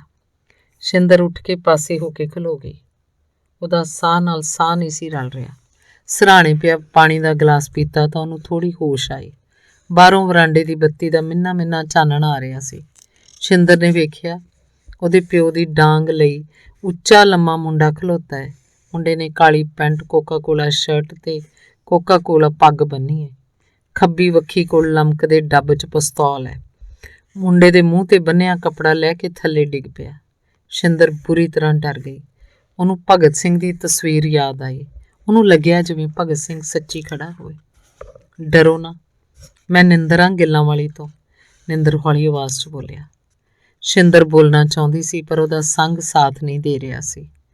ਨਿੰਦਰ ਨੇ ਉਹਨੂੰ ਫੜ ਕੇ ਬੈੱਡ ਤੇ ਬਿਠਾਇਆ ਤੇ ਬੱਤੀ ਜਗਾਤੀ। ਸ਼ਿੰਦਰ ਦੀਆਂ ਅੱਖਾਂ 'ਚ ਹੰਝੂ ਆ ਗਏ। ਉਹਨੇ ਬਿਨਾਂ ਬੋਲੇ ਦੋਵੇਂ ਹੱਥ ਜੋੜ ਦਿੱਤੇ। 2 ਮਿੰਟ ਚੁੱਪ ਪਸਰੀ ਰਹੀ। ਨਿੰਦਰ ਬਾਹਰ ਨਿਕਲਣ ਲੱਗਿਆ। ਸ਼ਿੰਦਰ ਬੈੱਡ ਤੋਂ ਉੱਠੀ ਤੇ ਨਿੰਦਰ ਦੀਆਂ ਲੱਤਾਂ ਨੂੰ ਚਿੰਬੜ ਗਈ। ਮੈਨੂੰ ਵੀ ਮਾਰ ਦਿਓ, ਮੈਨੂੰ ਗੋਲੀ ਮਾਰ ਦਿਓ ਪਲੀਜ਼, ਮੈਂ ਆਪਣੇ ਮਾੜੇ ਕਰਮਾਂ ਦੀ ਸਜ਼ਾ ਭੁਗਤ ਰਹੀ ਹਾਂ। ਉਹ ਫੁੱਟ ਫੁੱਟ ਕੇ ਰੋਣ ਲੱਗੀ। ਮੈਂ ਆਪਣੇ ਪਾਪਾ ਬਿਨਾਂ ਨਹੀਂ ਰਹਿ ਸਕਦੀ, ਪਲੀਜ਼ ਮੈਨੂੰ ਵੀ ਮਾਰ ਦਿਓ। ਤੁਹਾਡਾ ਇਹਦੇ 'ਚ ਕੋਈ ਕਸੂਰ ਨਹੀਂ। ਜਿਹਨੇ ਗੁਨਾਹ ਕੀਤਾ ਉਹਨੂੰ ਸਜ਼ਾ ਦੇਣੀ ਸੀ ਮੈਂ। ਨਿੰਦਰ ਨੇ ਉਹਨੂੰ ਮੋਢਿਓਂ ਫੜ ਕੇ ਉਠਾਉਣਾ ਚਾਹਿਆ ਪਰ ਉਹ ਉੱਠੀ ਨਾ। ਮੈਨੂੰ ਬਹੁਤ ਡਰ ਲੱਗ ਰਿਹਾ, ਮੈਂ ਇਕੱਲੀ ਨਹੀਂ ਰਹਿ ਸਕਦੀ। ਤਾਂ ਮੇਰੇ ਨਾਲ ਚੱਲੋ ਜੇ ਵਿਸ਼ਵਾਸ ਹੈ। ਅਸੀਂ ਤੁਹਾਡੇ ਦੋਸ਼ੀ ਹਾਂ। ਲਾਲੀ ਮੇਰਾ ਭਰਾ ਸੀ, ਤੁਸੀਂ ਕਿਵੇਂ ਮਾਫ਼ ਕਰੋਗੇ ਮੈਨੂੰ? ਲਾਲੀ ਤੁਹਾਡਾ ਭਰਾ ਸੀ, ਇਸ 'ਚ ਤੁਹਾਡਾ ਕੀ ਕਸੂਰ? ਉਹਦੇ ਪਾਪ ਦੀ ਸਜ਼ਾ ਉਹਨੇ ਭੁਗਤ ਲਈ। ਪਹਿਲਾ ਕਸੂਰਵਾਰ ਤਾਂ ਉਹਦਾ ਨਸ਼ਾ ਸੀ, ਦੂਜੀ ਉਹਦੀ ਜਾਨਵਰਾਂ ਵਾਲੀ ਸੋਚ ਜੋ ਆਪਣਾ ਪਿਆਰ ਹਾਸਲ ਕਰਨ ਲਈ ਇੰਨੀ ਗੰਦੀ ਹਰਕਤ ਕਰ ਗਿਆ। ਤੁਹਾਨੂੰ ਉਹਦੀ ਮਾਫ਼ੀ ਮੰਗਣ ਦੀ ਲੋੜ ਨਹੀਂ, ਆਓ ਚੱਲੀਏ। ਉਹਨੇ ਸ਼ਿੰਦਰ ਨੂੰ ਫੜ ਕੇ ਖੜਾ ਕੀਤਾ। ਤੁਸੀਂ ਮੇਰਾ ਸੱਚ ਨਹੀਂ ਜਾਣਦੇ, ਮੈਂ ਬਹੁਤ ਬੁਰੀ ਹਾਂ, ਬਹੁਤ ਵੱਡੀ ਗੁਨਾਹਗਾਰ ਹਾਂ ਮੈਂ। ਤੁਸੀਂ ਮੈਨੂੰ ਕਿੰਨਾ ਕੁ ਚਿਰ ਆਪਣੇ ਕੋਲ ਰੱਖ ਸਕੋਗੇ? ਮੈਂ ਕਦੇ ਇਕੱਲੀ ਨਹੀਂ ਰਹਿ ਸਕਦੀ।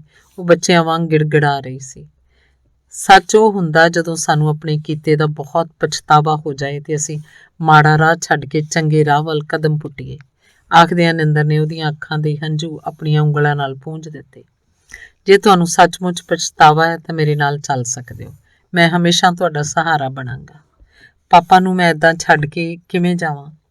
ਜੇ ਜਾਓਗੇ ਨਹੀਂ ਤਾਂ ਸਵੇਰ ਹੋਣ ਸਾਰ ਲੋਕ ਸਵਾਲ ਕਰ ਕਰ ਤੁਹਾਨੂੰ ਪਾਗਲ ਕਰ ਦੇਣਗੇ। ਆਖਦਿਆਂ ਨਿੰਦਰ ਨੇ ਉਹਦਾ ਹੱਥ ਫੜ ਲਿਆ। ਉਹ ਦੋਵੇਂ ਰਾਤ ਦੇ ਹਨੇਰੇ 'ਚ ਲੋਪ ਹੋ ਗਏ। ਅਗਲੀ ਸਵੇਰ ਪਿਓ ਪੁੱਤ ਦੀਆਂ ਲਾਸ਼ਾਂ ਦਾ ਲੋਕਾਂ ਨੇ ਦਾਹ ਸੰਸਕਾਰ ਕਰ ਦਿੱਤਾ। ਕਿਸੇ ਨੂੰ ਪਤਾ ਨਾ ਲੱਗਿਆ ਰਾਤ ਦੇ ਹਨੇਰੇ 'ਚ ਕੀ ਵਾਪਰਿਆ। ਨਾ ਹੀ ਸ਼ਿੰਦਰ ਬਾਰੇ ਕਿਸੇ ਨੇ ਕੁਝ ਪਤਾ ਕਰਨ ਦੀ ਕੋਸ਼ਿਸ਼ ਕੀਤੀ। ਅਗਲੇ ਦਿਨ ਹੀ ਨਿੰਦਰ ਤੇ ਸ਼ਿੰਦਰ ਪਿੰਡ ਛੱਡ ਗਏ। ਸ਼ਹਿਰ 'ਚ ਪਤੀ ਪਤਨੀ ਬਣ ਕੇ ਕਿਰਾਏ ਤੇ ਮਕਾਨ ਲੈ ਲਿਆ। ਇੱਕ ਬੈੱਡਰੂਮ, ਰਸੋਈ ਤੇ ਇੱਕ ਬਾਥਰੂਮ। ਰਹਿਣ ਲਈ ਅਜੇ ਇੰਨਾ ਕੋਈ ਇੰਤਜ਼ਾਮ ਹੋ ਸਕਿਆ ਸੀ। ਨਿੰਦਰ ਤੋਂ ਸਾਰਾ ਦਿਨ ਲੱਗ ਕੇ ਦੋਹਾਂ ਨੇ ਕਮਰੇ ਨੂੰ ਰਹਿਣ ਲਾਇਕ ਸੋਹਣਾ ਸਜਾ ਲਿਆ। ਸ਼ਿੰਦਰ ਸਾਰਾ ਦਿਨ ਰਸੋਈ ਤੇ ਕਮਰੇ 'ਚ ਲੋੜੀਂਦੀਆਂ ਚੀਜ਼ਾਂ ਦੱਸੀ ਗਈ ਤੇ ਨਿੰਦਰ ਬਾਜ਼ਾਰ ਗੇੜੇ ਕੱਢਦਾ ਰਿਹਾ। ਰਾਤ ਹੋਣ ਤੱਕ ਇਹ ਛੋਟਾ ਜਿਹਾ ਖੂਬਸੂਰਤ ਘਰ ਬਣ ਗਿਆ ਸੀ। ਨਿੰਦਰ ਨੇ ਪਹਿਲਾਂ ਹੀ ਆਪਣਾ ਗੱਦਾ ਫਰਸ਼ ਤੇ ਲਾ ਲਿਆ ਸੀ। ਸ਼ਿੰਦਰ ਨੇ ਬਹੁਤ ਸਮੇਂ ਬਾਅਦ ਅੱਜ ਆਪਣੇ ਹੱਥਾਂ ਨਾਲ ਖਾਣਾ ਪਕਾਇਆ। ਸੋਹਣੇ ਤਰੀਕੇ ਨਾਲ ਛੋਟਾ ਜਿਹਾ ਟੇਬਲ ਸਜਾ ਕੇ ਨਿੰਦਰ ਨੂੰ ਗਰਮ ਗਰਮ ਖਾਣਾ ਖਵਾਇਆ। ਨਿੰਦਰ ਨੇ ਵੀ ਸ਼ਾਇਦ ਸਾਲਾਂ ਬਾਅਦ ਅੱਜ ਚੈਨ ਨਾਲ ਬੈਠ ਕੇ ਆਪਣੀ ਮਿਹਨਤ ਨਾਲ ਕਮਾਈ ਰੋਟੀ ਖਾਧੀ ਸੀ। ਉਹ ਬਿਨਾਂ ਜ਼ਿਆਦਾ ਬੋਲੇ ਚੁੱਪਚਾਪ ਜਿਹੇ ਇੱਕ ਦੂਜੇ ਦਾ ਸਤਿਕਾਰ ਕਰਦਿਆਂ ਆਪਣੀ ਆਪਣੀ ਬਣਦੀ ਡਿਊਟੀ ਪੂਰੀ ਕਰੀ ਜਾ ਰਹੇ ਸਨ। ਸਾਰੇ ਦਿਨ ਦੀ ਥਕਾਵਟ ਬਾਅਦ ਹੁਣ ਉਹਨਾਂ ਬਿਸਤਰਾ ਮੱਲਿਆ।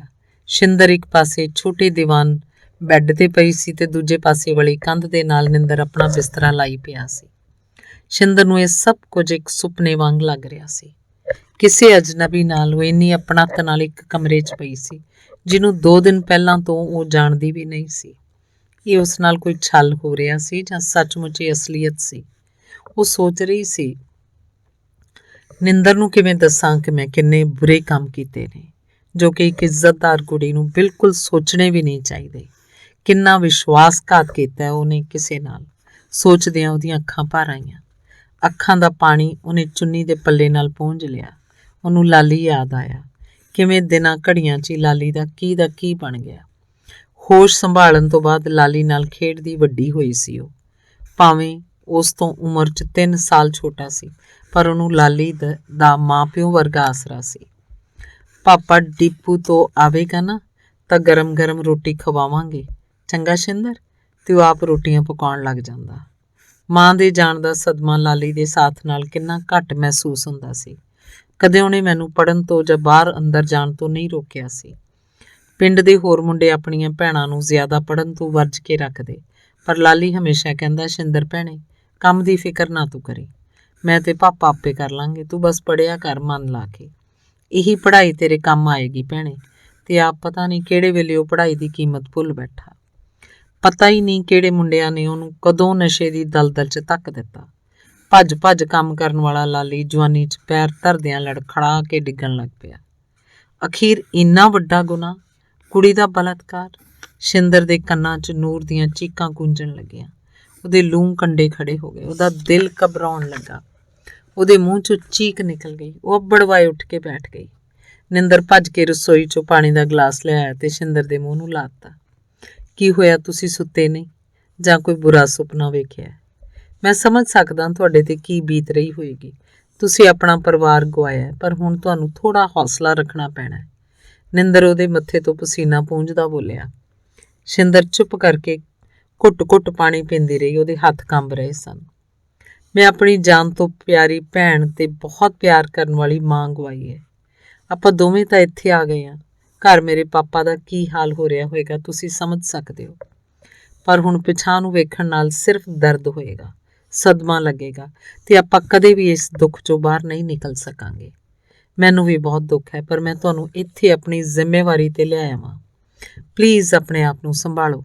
ਸ਼ਿੰਦਰ ਚੁੱਪਚਾਪ ਨਿੰਦਰ ਦੇ ਮੂੰਹ ਵੱਲ ਵੇਖ ਰਹੀ ਸੀ। ਥੋੜ੍ਹੀ ਦੇਰ ਬਾਅਦ ਉਹ ਕੁਝ ਸੰਭਲੀ।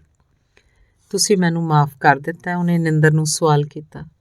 ਮੈਂ ਤੁਹਾਨੂੰ ਘਰੋਂ ਲਿਆਉਣ ਲੱਗਿਆਂ ਵੀ ਕਿਹਾ ਸੀ, ਜੋ ਹੋਇਆ, ਜੋ ਵੀ ਲਾਲੀ ਨੇ ਮੇਰੀ ਭੈਣ ਨਾਲ ਕੀਤਾ, ਉਸ 'ਚ ਤੁਹਾਡਾ ਕੋਈ ਦੋਸ਼ ਨਹੀਂ। ਮੇਰੀ ਮੰਮੀ ਨੇ ਹਮੇਸ਼ਾ ਮੈਨੂੰ ਤੇ ਨੂਰ ਨੂੰ ਬਰਾਬਰ ਪਿਆਰ ਦਿੱਤਾ। ਮੇਰੀ ਮਾਂ ਨੇ ਮੈਨੂੰ ਔਰਤ ਦੀ ਇੱਜ਼ਤ ਕਰਨਾ ਸਿਖਾਇਆ। ਮੈਂ ਤੁਹਾਡੇ ਭੋਲੇ ਭਾਲੇ ਚਿਹਰੇ ਵੱਲ ਵੇਖ ਕੇ ਹੀ ਤੁਹਾਨੂੰ ਮਾਫ਼ ਕਰ ਦਿੱਤਾ। ਜਦੋਂ ਤੁਸੀਂ ਪਹਿਲੀ ਵਾਰ ਮੇਰੇ ਵੱਲ ਤੱਕਿਆ ਸੀ, ਆਖ ਕੇ ਨਿੰਦਰ ਨੇ ਸ਼ਿੰਦਰ ਦਾ ਚਿਹਰਾ ਆਪਣੇ ਹੱਥਾਂ 'ਚ ਲੈ ਲਿਆ। ਤੁਸੀਂ ਮੈਨੂੰ ਬਹੁਤ ਪਸੰਦ ਹੋ। ਕੀ ਮੈਂ ਤੁਹਾਨੂੰ ਪਸੰਦ ਆ? ਉਹ ਸ਼ਿੰਦਰ ਦੀਆਂ ਅੱਖਾਂ 'ਚ ਤੱਕਦਿਆਂ ਬੋਲਿਆ। ਉਹਦੇ ਇਸ ਤਰ੍ਹਾਂ ਨਾਲ ਵੇਖਣ ਨਾਲ ਸ਼ਿੰਦਰ ਸ਼ਰਮਾ ਗਈ। ਉਹਨੇ ਸ਼ਰਮਾ ਕੇ ਨਜ਼ਰਾਂ ਨੀਵੀਆਂ ਕਰ ਲਈਆਂ। ਦੋਵਾਂ ਦੇ ਸਾਹ ਤੇਜ਼ ਹੋ ਗਏ। ਤੁਸੀਂ ਜਵਾਬ ਨਹੀਂ ਦਿੱਤਾ ਕਿ ਮੈਂ ਤੁਹਾਨੂੰ ਪਸੰਦ ਆ? ਮੈਂ ਭਗਤ ਸਿੰਘ ਨੂੰ ਬਹੁਤ ਪਸੰਦ ਕਰਦੀ ਹਾਂ। ਬਚਪਨ 'ਚ ਉਹਦੀ ਪਿਸਤੌਲ ਵਾਲੀ ਫੋਟੋ ਵੇਖ ਕੇ ਸੋਚਿਆ ਕਰਦੀ ਸੀ, ਭਗਤ ਸਿੰਘ ਨਾਲ ਹੀ ਵਿਆਹ ਕਰਵਾਉਂਗੀ। ਥੋੜ੍ਹੀ ਵੱਡੀ ਹੋਈ, ਪਤਾ ਲੱਗਿਆ ਭਗਤ ਸਿੰਘ ਤਾਂ ਸਾਡਾ ਮਹਾਨ ਸ਼ਹੀਦ ਏ, ਪਰ ਮੈਂ ਉਹਦੇ ਵਰਗਾ ਹੀ ਅਣਖੀਲਾ ਜੀਵਨ ਸਾਥੀ ਚਾਹੁੰਦੀ ਸੀ। ਫਿਰ ਮੈਂ ਦੁਨੀਆ ਦੇ ਰੰਗ ਤਮਾਸ਼ਿਆਂ 'ਚ ਗੁਆਚ ਕੇ ਆਪਣਾ ਬਚਪਨ ਦਾ ਪਿਆਰ ਭੁੱਲ ਹੀ ਗਈ ਸਾਂ। ਉਸ ਦਿਨ ਜਦੋਂ ਤੁਸੀਂ ਸਾਡੇ ਘਰ ਮੇਰੇ ਸਾਹਮਣੇ ਖੜ੍ਹੇ ਸੀ, ਮੈਨੂੰ ਲੱਗਿਆ ਭਗਤ ਸਿੰਘ ਸੱਚਮੁੱਚ ਵਾਪਸ ਆ ਗਿਆ। ਆਖ ਕੇ ਸ਼ਿੰਦਰ ਚੁੱਪ ਹੋ ਗਈ। ਮੈਂ ਭਗਤ ਸਿੰਘ ਵਰਗਾ ਤਾਂ ਨਹੀਂ, ਉਹ ਬਹੁਤ ਮਹਾਨ ਇਨਸਾਨ ਸੀ। ਉਹਨੇ ਦੇਸ਼ ਦੀ ਰੱਖਿਆ ਲਈ ਸ਼ਹੀਦੀ ਪਾਈ ਸੀ, ਪਰ ਮੈਂ ਤੁਹਾਡੀ ਰੱਖਿਆ ਜ਼ਰੂਰ ਕਰਨੀ ਚਾਹੁੰਦਾ, ਸਾਰੀ ਉਮਰ ਤੁਹਾਡਾ ਸਾਥੀ ਬਣ ਕੇ। ਆਖਦਿਆਂ ਨਿੰਦਰ ਨੇ ਸ਼ਿੰਦਰ ਦੇ ਦੋਵੇਂ ਹੱਥ ਘੁੱਟ ਲਏ। ਕੁਝ ਦੇਰ ਦੋਵੇਂ ਚੁੱਪ ਬੈਠੇ ਰਹੇ। ਥੋੜ੍ਹੀ ਦੇਰ ਬਾਅਦ ਨਿੰਦਰ ਉੱਠ ਕੇ ਆਪਣੇ ਬਿਸਤਰੇ 'ਤੇ ਵਾਪਸ ਆਉਂਦਿਆਂ ਬੋਲਿਆ, ਤੁਸੀਂ ਚੰਗੀ ਤਰ੍ਹਾਂ ਸੋਚ ਸਮਝ ਕੇ ਹੀ ਫੈਸਲਾ ਕਰਨਾ। ਮੈਂ ਤੁਹਾਡੇ ਨਾਲ ਕੋਈ ਕਾਹਲੀ ਨਹੀਂ ਕਰ ਰਿਹਾ। ਹੁਣ ਸੌਂ ਜਾਓ ਆਰਾਮ ਨਾਲ। ਮੈਂ ਹਮੇਸ਼ਾ ਤੁਹਾਡੇ ਨਾਲ ਹਾਂ, ਡਰਨਾ ਨਹੀਂ ਕਦੇ। ਸ਼ਿੰਦਰ ਨੇ ਲੰਮੇ ਪੈ ਕੇ ਚਾਦਰ ਘੁੱਟ ਕੇ ਦੁਆਲੇ ਲੈ ਲਈ। ਨਿੰਦਰ ਦੀਆਂ ਗੱਲਾਂ ਨੇ ਸੱਚਮੁੱਚ ਉਹਦਾ ਮਨ ਹਲਕਾ ਕਰ ਦਿੱਤਾ ਸੀ। ਮਹੀਨੇ ਬਾਅਦ ਉਹਨਾਂ ਨੇ ਸੱਜਣ ਸਿੰਘ ਦੇ ਆਸ਼ੀਰਵਾਦ ਨਾਲ ਕੋਰਟ ਮੈਰਿਜ ਕਰਵਾ ਲਈ। ਹੌਲੀ ਹੌਲੀ ਆਪਣਾ ਘਰ ਵੀ ਖਰੀਦ ਲਿਆ। ਜ਼ਿੰਦਗੀ 'ਚ ਕੁਝ ਬਣਨ ਲਈ ਪੜ੍ਹਾਈ ਜਾਰੀ ਰੱਖੀ। ਪੜ੍ਹਾਈ ਦੇ ਨਾਲ ਉਹ ਨਸ਼ਿਆਂ ਦੇ ਖਿਲਾਫ ਚੱਲ ਰਹੀ ਸ਼ਹਿਰ ਦੀ NGO 'ਚ ਸ਼ਾਮਲ ਹੋ ਗਏ। ਅੰਗ 5ਵਾਂ, ਅਖੀਰਲਾ ਅੰਗ। ਕੰਗਣਾ, ਧਰਤੀ ਦੀ ਔੜ ਮੁੱਕਣੀ, ਦਿਲ ਯਾਰ ਦੇ ਪਿਆਰ ਵਿੱਚ ਰੰਗਣਾ। ਚੱਲ ਵੀ ਜਵਾਨਾ, ਤੈਨੂੰ ਕੋਈ ਮਿਲਣ ਆਇਆ। ਸਿਪਾਹੀ ਨੇ ਕੰਧ ਨਾਲ ਢੋਲ ਲਾ ਕੇ ਬੈਠੇ ਸਿਰਜਣ ਨੂੰ ਆਵਾਜ਼ ਮਾਰੀ। ਸਿਰਜਣ ਕਿਤਾਬ ਪੜ੍ਹਨ 'ਚ ਮਗਨ ਸੀ। ਉੱਠ ਕੇ ਸਿਪਾਹੀ ਦੇ ਮਗਰ ਮਗਰ ਤੁਰ ਪਿਆ। ਕਿਤਾਬ ਉਹਦੇ ਹੱਥ 'ਚ ਸੀ। ਉਹਨੇ ਜੇਲ੍ਹ 'ਚ ਰਹਿੰਦਿਆਂ ਵੀ ਪੜ੍ਹਾਈ ਜਾਰੀ ਰੱਖੀ ਤੇ ਗ੍ਰੈਜੂਏਟ ਹੋ ਗਿਆ ਸੀ। ਹੁਣ ਉਹ ਹਮੇਸ਼ਾ ਚੰਗੀਆਂ ਕਿਤਾਬਾਂ ਪੜ੍ਹਦਾ ਰਹਿੰਦਾ। ਉਹਨੇ ਘਰੋਂ ਕਿਸੇ ਨੂੰ ਵੀ ਮੁਲਾਕਾਤ ਕਰਨ ਆਉਣ ਤੋਂ ਮਨ੍ਹਾ ਕੀਤਾ ਹੋਇਆ ਸੀ। ਮੈਂ ਅੰਦਰ ਆ ਜਾਵਾਂ ਜੀ? ਉਹਨੇ ਥਾਣੇਦਾਰ ਤੋਂ ਇਜਾਜ਼ਤ ਲੈਂਦਿਆਂ ਕਿਹਾ। ਅੰਦਰ ਬੁਲਾ ਕੇ ਥਾਣੇਦਾਰ ਨੇ ਉਹਨੂੰ ਦੱਸਿਆ ਕਿ ਉਹਦੀ ਜ਼ਮਾਨਤ ਹੋ ਗਈ ਹੈ। ਉਹਦੇ ਮਾਤਾ ਪਿਤਾ ਉਹਨੂੰ ਲੈਣ ਲਈ ਬਾਹਰ ਖੜੇ ਹਨ। ਸਿਰਜਣ ਧੰਨਵਾਦ ਕਰਕੇ ਜੇਲ੍ਹ ਦੇ ਬਾਹਰਲੇ ਮੇਨ ਗੇਟ ਵੱਲ ਨੂੰ ਤੁਰ ਪਿਆ। ਦੂਰੋਂ ਉਹਦੀ ਨਿਗਾਹ ਮਾਂ ਪਿਓ 'ਤੇ ਪਈ। ਉਹਨਾਂ ਦੇ ਨਾਲ ਕੋਈ ਹੋਰ ਵੀ ਸੀ। ਮਾਂ ਪਿਓ ਦੇ ਪੈਰੀਂ ਹੱਥ ਲਾਉਂਦਿਆਂ ਉਹਨੇ ਹੈਰਾਨੀ ਨਾਲ ਪੁੱਛਿਆ, ਨਿਧੀ ਤੂੰ? ਨਿਧੀ ਨੇ ਕੋਈ ਉੱਤਰ ਨਾ ਦਿੱਤਾ, ਸਿਰਫ ਮੁਸਕਰਾਉਂਦੀ ਰਹੀ। ਸਿਰਜਣ ਤੇ ਨਿਧੀ ਰਾਤ ਦਾ ਖਾਣਾ ਖਾਣ ਪਿੱਛੋਂ ਸਿਰਜਣ ਦੇ ਘਰ ਦੀ ਛੱਤ 'ਤੇ ਸੈਰ ਕਰ ਰਹੇ ਸਨ। ਸਿਰਜਣ ਦੇ ਸਵਾਲਾਂ ਦਾ ਜਵਾਬ ਦਿੰਦਿਆਂ ਨਿਧੀ ਨੇ ਦੱਸਣਾ ਸ਼ੁਰੂ ਕੀਤਾ, ਤੁਸੀਂ ਮੈਨੂੰ ਪਹਿਲੀ ਨਜ਼ਰ 'ਚ ਹੀ ਬਹੁਤ ਚੰਗੇ ਲੱਗੇ। ਆਸਟ੍ਰੇਲੀਆ ਜਾ ਕੇ ਵੀ ਮੈਨੂੰ ਤੁਹਾਡੀ ਬਹੁਤ ਯਾਦ ਆਉਂਦੀ ਰਹੀ। ਮੈਂ ਆਪਣੇ ਆਪ 'ਤੇ ਬਹੁਤ ਸ਼ਰਮਿੰਦਾ ਹੋਈ ਕਿਉਂ ਮੈਂ ਸ਼ਿੰਦਰ ਦੁਆਰਾ ਤੁਹਾਡੇ ਉੱਪਰ ਲਾਏ ਗਲਤ ਇਲਜ਼ਾਮਾਂ 'ਚ ਸ਼ਿੰਦਰ ਦਾ ਸਾਥ ਦਿੱਤਾ। ਮੈਨੂੰ ਮਾਫ਼ ਕਰ ਦਿਓ ਸਿਰਜਣ, ਮੈਂ ਉਦੋਂ ਤੁਹਾਡੇ ਖਿਲਾਫ ਝੂਠੀ ਗਵਾਹੀ ਦਿੱਤੀ ਸੀ। ਬਲਕਿ ਮੈਂ ਹੀ ਉਹਨੂੰ ਤੁਹਾਡੇ ਉੱਤੇ ਕੇਸ ਪਾਉਣ ਲਈ ਉਕਸਾਇਆ ਸੀ, ਸ਼ਿੰਦਰ ਨੂੰ। ਮੈਨੂੰ ਮੇਰੇ ਡਿਵੋਰਸ ਤੋਂ 15 ਲੱਖ ਰੁਪਇਆ ਮਿਲਿਆ ਸੀ। ਮੈਂ ਆਪਣੇ ਪੈਸਿਆਂ ਦਾ ਲਾਲਚ ਸ਼ਿੰਦਰ ਦੇ ਮਨ 'ਚ ਵੀ ਪਾ ਦਿੱਤਾ। ਉਹਨੂੰ ਦੱਸਿਆ ਕਿ ਉਹ ਤੁਹਾਡੇ 'ਤੇ ਕੇਸ ਕਰ ਸਕਦੀ ਹੈ ਇਮੋਸ਼ਨਲ ਐਕਸਪਲੋਇਟੇਸ਼ਨ ਦਾ, ਪਰ ਮੈਂ ਤੁਹਾਨੂੰ ਬਹੁਤ ਪਿਆਰ ਕਰਦੀ ਹਾਂ। ਮੈਨੂੰ ਇੱਕ ਵਾਰ ਮਾਫ਼ ਕਰ ਦਿਓ ਪਲੀਜ਼। ਮਾਫ਼ੀ ਵਾਲੀ ਕੋਈ ਗੱਲ ਨਹੀਂ ਨਿਧੀ, ਮੈਨੂੰ ਪਿਆਰ ਲਫ਼ਜ਼ ਨਾਲ ਨਫ਼ਰਤ ਹੈ। ਮੈਂ ਹੁਣ ਕਿਸੇ ਨੂੰ ਪਿਆਰ ਨਹੀਂ ਕਰ ਸਕਦਾ। ਤੂੰ ਮੇਰੀ ਜ਼ਮਾਨਤ ਕਰਵਾ ਕੇ ਮੇਰੇ ਮਾਪਿਓ ਉੱਤੇ ਬਹੁਤ ਉਪਕਾਰ ਕੀਤਾ ਹੈ, ਉਹਦੇ ਲਈ ਮੈਂ ਤੇਰਾ ਧੰਨਵਾਦੀ ਹਾਂ। ਸਿਰਜਣ ਤਾਰਿਆਂ ਵੱਲ ਵੇਖਦਾ ਬੋਲ ਰਿਹਾ ਸੀ, ਮੈਂ ਜਾਣਦੀ ਹਾਂ ਤੁਹਾਡੇ ਨਾਲ ਬਹੁਤ ਮਾੜਾ ਹੋਇਆ ਹੈ।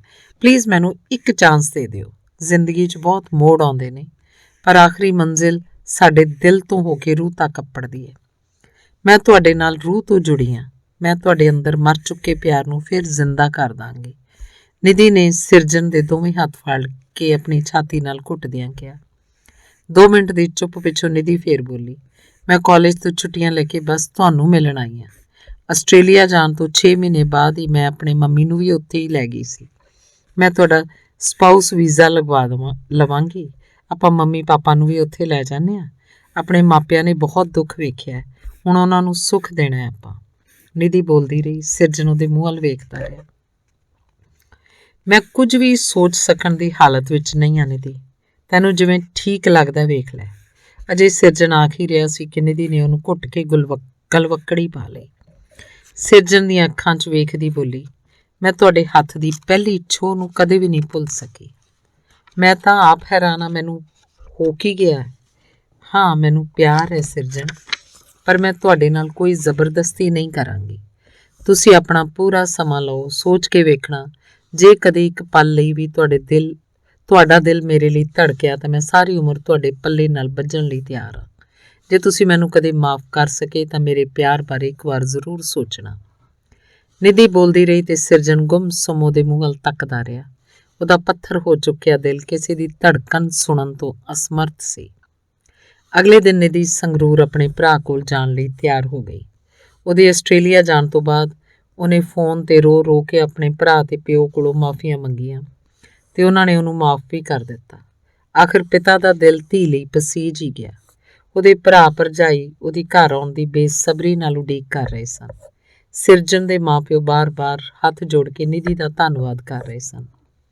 ਤੁਰਨ ਲੱਗਿਆਂ ਸਿਰਜਣ ਦੀ ਮਾਂ ਚਰਨ ਕੌਰ ਨੇ ਆਪਣੇ ਨੂੰਹ ਵਾਸਤੇ ਸਾਂਭਿਆ ਗੂੜ੍ਹੇ ਲਾਲ ਰੰਗ ਦਾ ਸੂਟ ਟਰੰਕ 'ਚੋਂ ਕੱਢ ਕੇ ਨਿਧੀ ਨੂੰ ਫੜਾ ਦਿੱਤਾ ਤੇ ਉਹਨੇ ਸ਼ਗਨਾਂ ਦਾ 101 ਰੁਪਇਆ ਧਰਿਆ।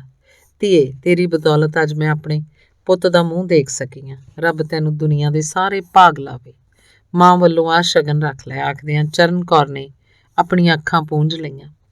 ਸਿਰਜਣ ਨਿਧੀ ਨੂੰ ਸਮਾਣੇ ਦੇ ਬੱਸ ਅੱਡੇ ਤੋਂ ਬੱਸ ਚੜਾਉਣ ਲਈ ਤਿਆਰ ਹੋ ਗਿਆ ਸੀ। ਦੋਵੇਂ ਬੁਲਟ ਤੇ ਸਮਾਣੇ ਵੱਲ ਨੂੰ ਚੱਲ ਪਏ। ਸਾਲਾਂ ਬਾਅਦ ਪੁੱਤਰ ਨੂੰ ਬੁਲਟ ਚਲਾਉਂਦਿਆਂ ਵੇਖ ਕੇ ਮਾਂ ਪਿਓ ਦਾ ਚਾਅ ਨਹੀਂ ਸੀ ਸੰਭਾਲਿਆ ਜਾ ਰਿਹਾ।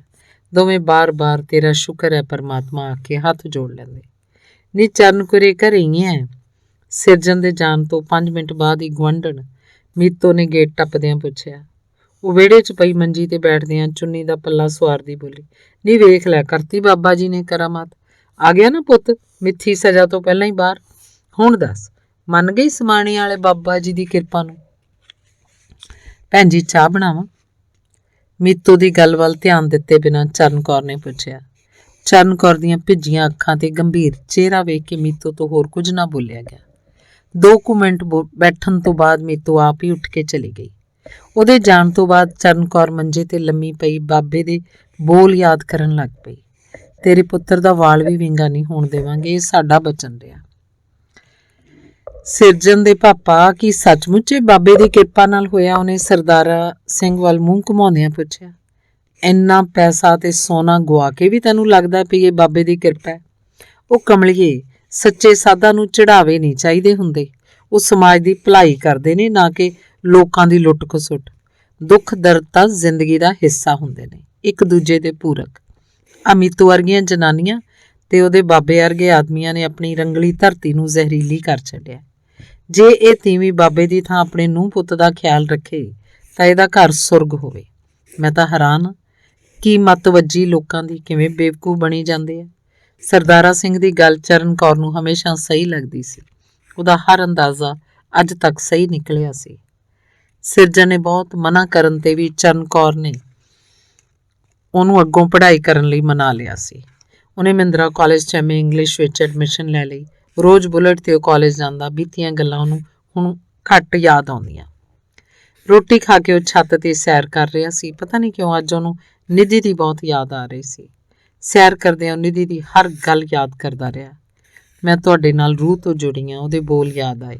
ਉਹਦੀ ਗਲਵੱਕੜੀ ਯਾਦ ਕਰਕੇ ਅੱਜ ਪਹਿਲੀ ਵਾਰ ਉਹਦੇ ਦਿਲ ਨੂੰ ਕੁਝ ਹੋਇਆ। ਉਹ ਯਾਦਾਂ 'ਚ ਗੁਆਚਾ ਹੀ ਪਿਆ ਸੀ ਕਿ ਉਹਦਾ ਫੋਨ ਵੱਜਿਆ। ਹੈਲੋ ਹੈਲੋ ਸਿਰਜਣ, ਮੈਂ ਨਿਧੀ। ਤੁਸੀਂ ਨਿਧੀ ਕਿਵੇਂ ਯਾਦ ਕਰ ਲਿਆ? ਯਾਦ ਤਾਂ ਮੈਂ ਹਰ ਸਾਹ ਹਰ ਪਲ ਕਰਦੀ ਹਾਂ। ਮੈਂ ਤਾਂ ਤੁਹਾਡੇ ਫੋਨ ਦਾ ਇੰਤਜ਼ਾਰ ਕਰ ਰਹੀ ਸੀ। ਆਖਰ ਉਡੀਕ ਕਰ ਕਰਕੇ ਮੈਂ ਅੱਜ ਆਪ ਹੀ ਕਰ ਲਿਆ, ਤੁਸੀਂ ਤਾਂ ਕੀਤਾ ਨਹੀਂ। ਨਹੀਂ ਉਹ ਗੱਲ ਨਹੀਂ ਨਿਧੀ, ਮੈਂ ਬਸ ਪੜ੍ਹਾਈ ਸ਼ੁਰੂ ਕਰਤੀ ਹੈ ਨਾ। ਬਹਾਨੇ ਨਾ ਬਣਾਓ, ਸੱਚ ਦੱਸੋ ਮੇਰੀ ਯਾਦ ਕਦੇ ਨਹੀਂ ਆਈ? ਨਿਧੀ ਸ਼ਰਾਰਤੀ ਅੰਦਾਜ਼ 'ਚ ਬੋਲੀ। ਉਹਨੂੰ ਸਿਰਜਣ ਦੀ ਆਵਾਜ਼ ਖਿੜੀ ਲੱਗ ਰਹੀ ਸੀ। ਬੋਲੋ, ਮੈਂ ਕੀ ਪੁੱਛ ਰਹੀ ਹਾਂ? ਹਾਂ, ਮੈਂ ਤੈਨੂੰ ਯਾਦ ਕਰ ਹੀ ਰਿਹਾ ਸੀ। ਸਿਰਜਣ ਦੇ ਮੂੰਹੋਂ ਮਸਾਂ ਨਿਕਲਿਆ। ਸੱਚੀ? ਲਵ ਯੂ ਸੋ ਮੱਚ। ਮੈਨੂੰ ਵਿਸ਼ਵਾਸ ਸੀ ਮੇਰਾ ਪਿਆਰ ਸੱਚਾ ਹੈ। ਉਹ ਇੱਕਦਮ ਉਛਲਦੀ ਬੋਲ ਰਹੀ ਸੀ। ਹਾਂ ਨਿਧੀ, ਮੈਂ ਵੀ ਤੈਨੂੰ ਮਿਸ ਕਰਦਾ। Love you to. ਆਖਦਿਆਂ ਸਿਰਜਣ ਦਾ ਦਿਲ ਜ਼ੋਰ-ਜ਼ੋਰ ਦੀ ਧੜਕਣ ਲੱਗਾ। ਮੈਂ ਆ ਰਹੀ ਹਾਂ ਇੰਡੀਆ, ਤੁਹਾਨੂੰ ਹਮੇਸ਼ਾ ਨਾਲ ਲੈ ਜਾਣ ਵਾਸਤੇ। ਆਪਾਂ ਪਿਆਰ ਨਾਲ ਹਮੇਸ਼ਾ ਇਕੱਠੇ ਰਹਾਂਗੇ। ਆਪਣੇ ਮੰਮੀ ਪਾਪਾ ਵੀ। ਕਿੰਨਾ ਸੋਹਣਾ ਘਰ ਹੋਏਗਾ, ਸਵਰਗ ਵਰਗਾ। ਸੱਚਮੁੱਚ ਧਰਤੀ ਤੇ ਵੀ ਸਵਰਗ ਹੁੰਦਾ ਹੈ, ਆਪਣੇ ਦੋਹਾਂ ਦੇ ਘਰ ਵਰਗਾ ਸਵਰਗ। ਆਪਾਂ ਨਫ਼ਰਤ ਦਾ ਜ਼ਹਿਰ ਖਤਮ ਕਰਕੇ ਪਿਆਰ ਦੇ ਫੁੱਲ ਬੀਜਣੇ ਨੇ। ਸਿਰਜਣ, ਹੁਣ ਤੁਹਾਡੇ ਦਿਲ ਦੀ ਧਰਤੀ ਤੇ ਪਿਆਰ ਦਾ ਰਾਜ ਚੱਲੇਗਾ, ਮੇਰਾ ਰਾਜ। ਨਿਧੀ ਨੇ ਮਟਕ ਕੇ ਆਖਿਆ ਤਾਂ ਸਿਰਜਣ ਦਾ ਹਾਸਾ ਨਿਕਲ ਗਿਆ। ਅੱਜ ਮੁੱਦਤਾਂ ਬਾਅਦ ਉਹਦੇ ਬੁੱਲ੍ਹਾਂ ਤੇ ਮੁਸਕਾਨ ਆਈ ਸੀ। ਸਾਲਾਂ ਬਾਅਦ ਉਹ ਖੁੱਲ੍ਹ ਕੇ ਹੱਸਿਆ। ਧੰਨਵਾਦ।